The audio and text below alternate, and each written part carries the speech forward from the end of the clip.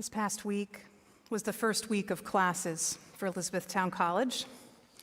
This semester, I am teaching a course introducing the Abrahamic traditions, Christianity, Judaism, and Islam. We will look at these three religions, explore why they are linked together by the word Abrahamic, investigate the history, beliefs, practices, sacred texts, and ethics that are important to each. I'll take students down to visit Congregation Sharai Shemayim and the Islamic Community Center of Lancaster, and you might see some of them come to visit us here and experience a Christian worship service. It is a full and rich semester of learning in which I often feel as though I have learned more than I have taught. My greatest hope is that students have the opportunity to expand their religious and their human understanding in new and important ways. I've taught this course a few times before, although of course it will shift and change and adjust as I think about past experiences and consider the present student needs. But one thing that remains consistent is the importance I place on students showing up for class. Professors handle class attendance in a variety of ways, and it's usually directly related to the nature of the course and the outcomes desired at the end. For me, I really try to nourish a collaborative and reflective learning environment, and because of that, it is important to me that students are there. So I take attendance, and it is part of their grade.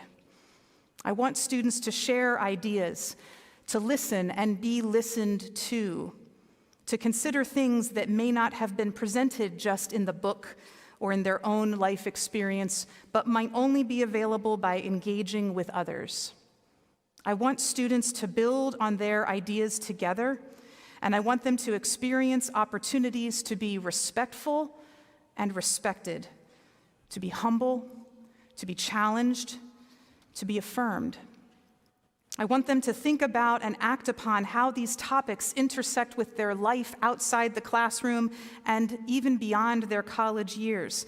And that can't happen if they're not in the room. There's an extra fun challenge to my attendance expectation. I almost exclusively teach classes that are at 8 o'clock in the morning. If you've been to college, you may remember what 8 a.m. classes are like. I do. During my freshman year, I had an 8 o'clock seminar class on the topic of the history of Nazi Germany. Class was held in one of the small, warm, cozy rooms in Wenger Center, down the hall from where my college office is now located. The director of the library at the time, Dr. Nelson Bard, was our professor, and he was a gentle soul with a soothing, relaxing voice that blended well or poorly, depending on your desire to stay awake, with that small, warm, cozy classroom. It was set up, and it still is, with one long conference table, which allowed us to all sit and see each other and the position of our eyelids throughout that class. And so as I carry that memory, I have a special understanding of the challenge that my students face in coming to class at 8 o'clock in the morning in the winter, when the sun has barely crested over the top of High Library and the snow crunches under their feet, trotting across campus in flannel pajama pants on a blustery morning when they would undoubtedly prefer to be still in bed. Thank you for not wearing pajama pants. I was tempted to do so and thought, no, that's not a good look. But attendance is important. It's important in school, and apparently it's important in church because we have it as part of the covenant language we use when someone becomes a member of this congregation. And I put the thing right beside me and I still walk away every time without it. We heard it last week as well, but the third statement with which we ask new members to agree is, as you unite with the Elizabethtown Church of the Brethren, will you worship, serve, and share in this congregation's ministries, supporting them by your earnest prayers, regular attendance, loyal service, and faithful stewardship. Some of us may remember times as children or youth that we might have filled in a chart with gold stars for attending Sunday school every week, or maybe every day of vacation Bible school. There may have been prizes involved, certificates, pencils, books, yo-yos, little small Bibles. I remember receiving a handheld Bible. In my elementary school, there was a coveted prize every year in the final June all-school assembly, which included being invited to the stage in front of all of the students and teachers for the children who had perfect attendance for the entire year. Our society has held strong standards for showing up to school and church and work as frequently as possible for a very long time. That level of commitment is important. The covenant, the promise that we make with a group of people to do our best to be there, demonstrates dedication, devotion, loyalty, faithfulness to the organization, to the cause, to the group, to the individual people.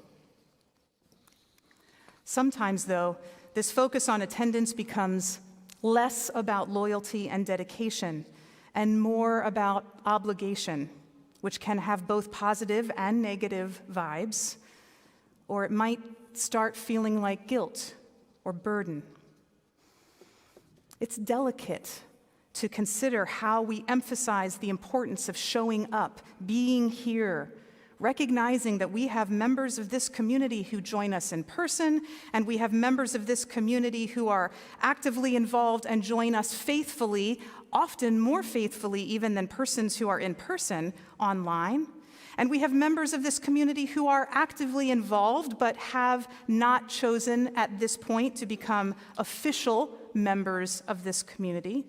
And we have persons who are official members of this church who we would probably not describe as having regular attendance. But they are people that we value. Some are family members, friends, adults who spent their childhood or youth years as part of this body of believers. It's complicated. Somehow I initially thought that regular attendance would be an easy topic to preach about. It's cut and dried, right? You come or you don't. I'll just look up all those verses that give you the guidance that we're supposed to go to church every Sunday. Where are those verses? Some commentaries claim that this idea is found in the commandment to keep the Sabbath holy.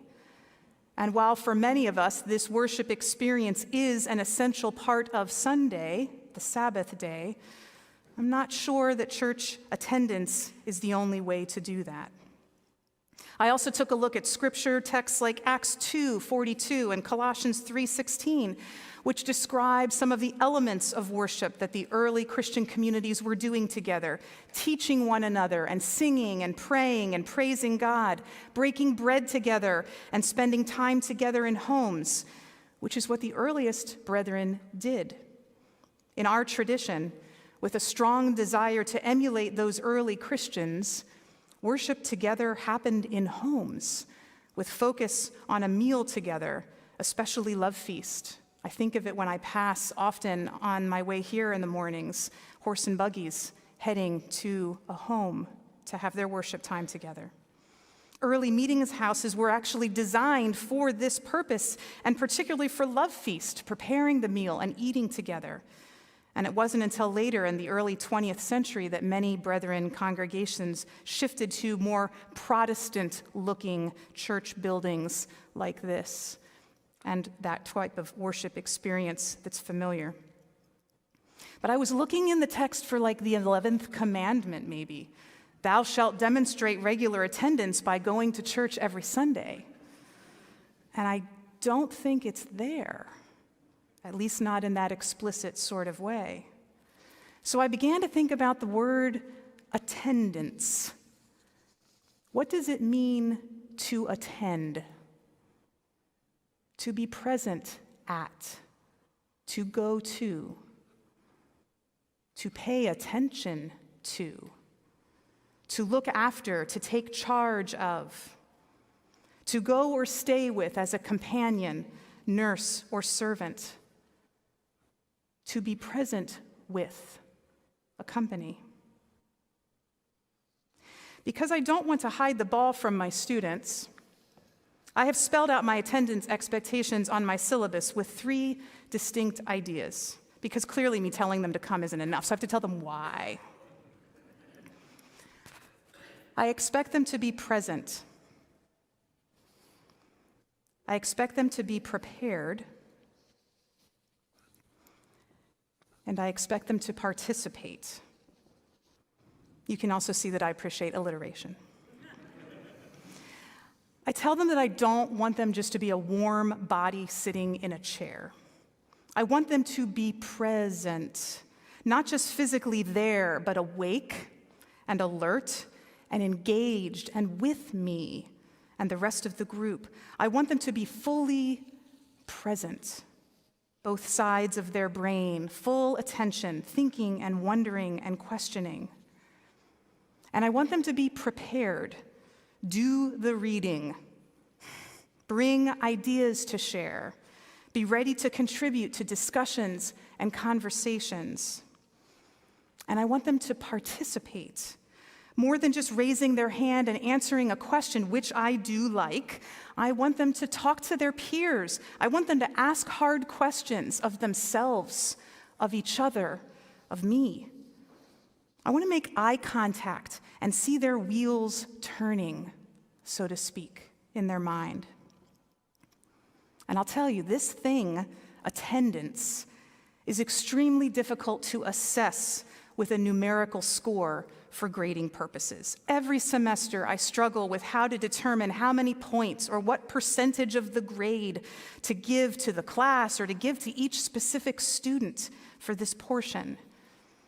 As you might guess, I tend to err on the side of grace, and some students inevitably probably get more than they earned, whatever that means. How, I wonder, do these ideas about attendance translate to the church setting?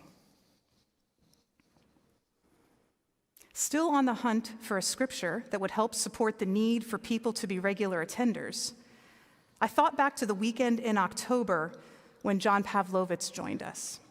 I took notes, not nearly as many as I now wish I had taken, but I jotted some things down that jumped out at me during his Friday evening talk and Saturday morning workshop. I remembered that he said a couple of things about church membership and attendance, one of which had something to do with measuring the size of a congregation, less on attendance numbers and more on the number of people who have been engaged with the ministries of that church. I want to talk to him more about that sometime. But I did find one note I had written down. And in case you can't read my chicken scratch, what it says is, joining a church, down arrow, joining a movement, up arrow. Now, I didn't write that down verbatim, so I'm not entirely sure what John said that led me to write this note exactly. But my memory is he was suggesting that people are less interested in joining a church as institution, perhaps perceived as stodgy, dated, bureaucratic, dull, institutional, and more interested in joining a movement where they can be active, doing, being, changing the world. Faithful, spiritual, Christ-following people can be found in both. Can church be both? But what is drawing people's attention right now, I think John is saying, what is inviting them to attend most readily is the idea of joining a movement.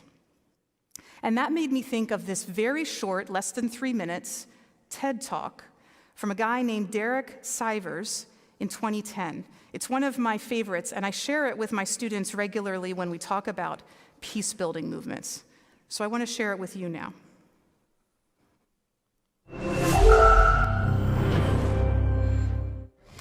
So ladies and gentlemen, at TED we talk a lot about leadership and how to make a movement. So let's watch a movement happen, start to finish, in under 3 minutes and dissect some lessons from it. First, of course you know, a leader needs the guts to stand out and be ridiculed. But what he's doing is so easy to follow. So here's his first follower with a crucial role. He's going to show everyone else how to follow.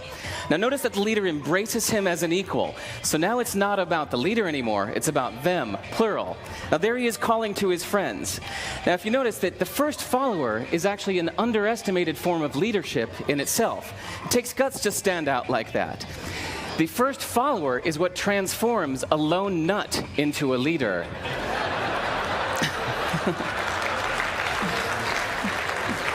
And here comes a second follower.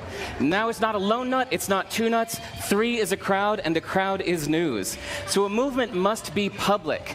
It's important to show not just the leader, but the followers, because you find that new followers emulate the followers, not the leader. Now here come 2 more people, and immediately after, 3 more people. Now we've got momentum. This is the tipping point. Now we've got a movement. So, notice that as more people join in, it's less risky. So those that were sitting on the fence before now have no reason not to. They won't stand out, they won't be ridiculed, but they will be part of the in crowd if they hurry. So, over the next minute, you'll see all of the those that prefer to stick with the crowd, because eventually they would be ridiculed for not joining in.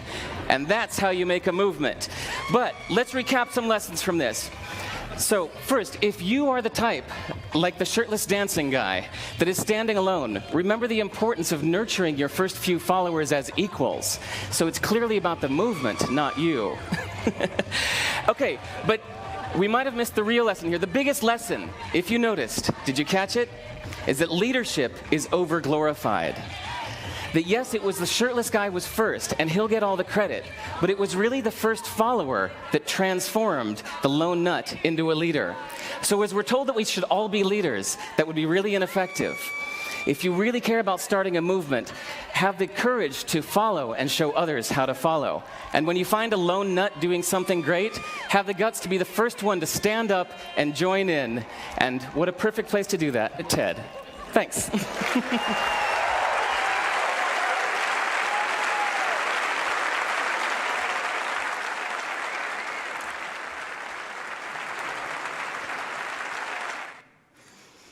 I don't advocate shirtless dancing.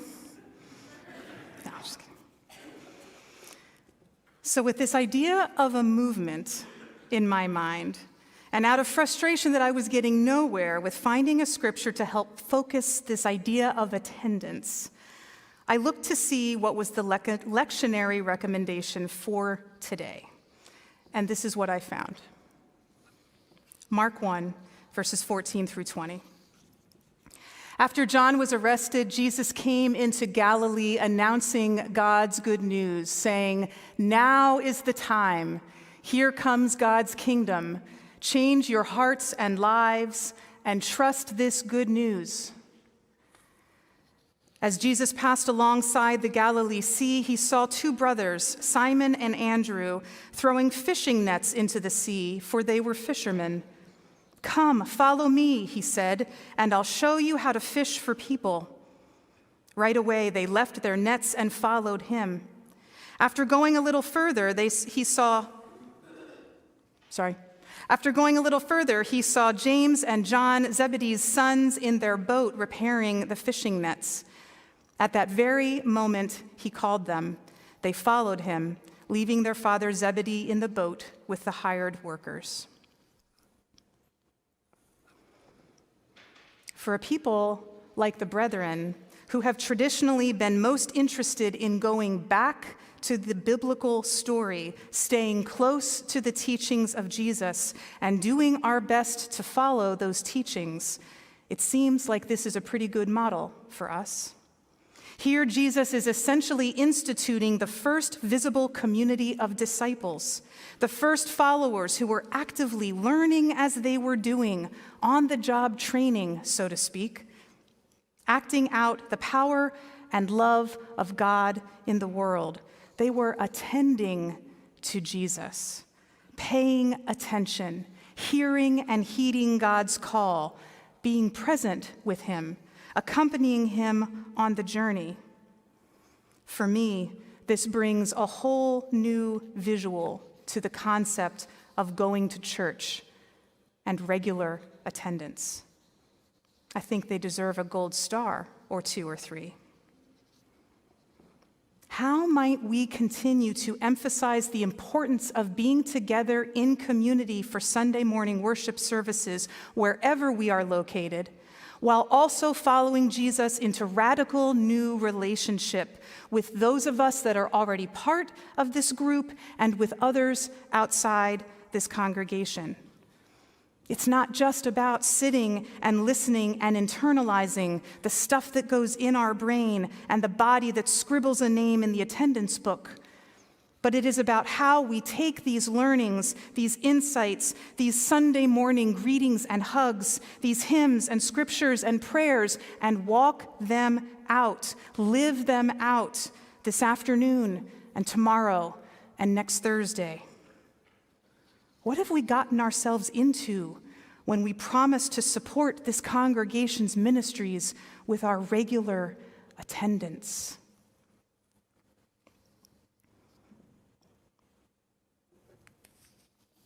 And so I want to give each of you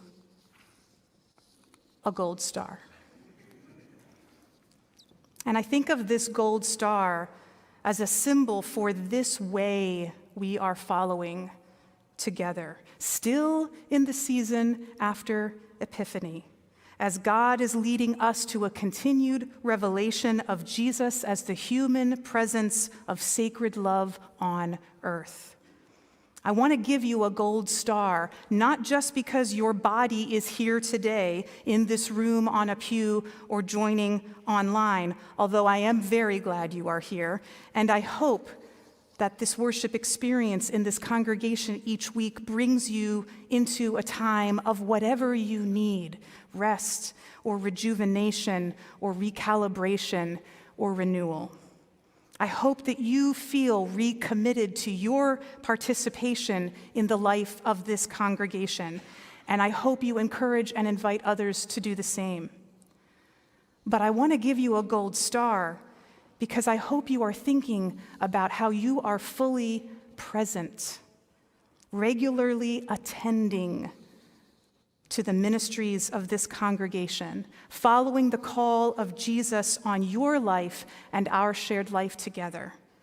I hope you are prepared, not because you know exactly what is coming next, but because you continue to prepare yourself for the openness that is required when God makes her holy nature known, when Jesus walks by your boat, when the Scripture and the Spirit nudge your senses.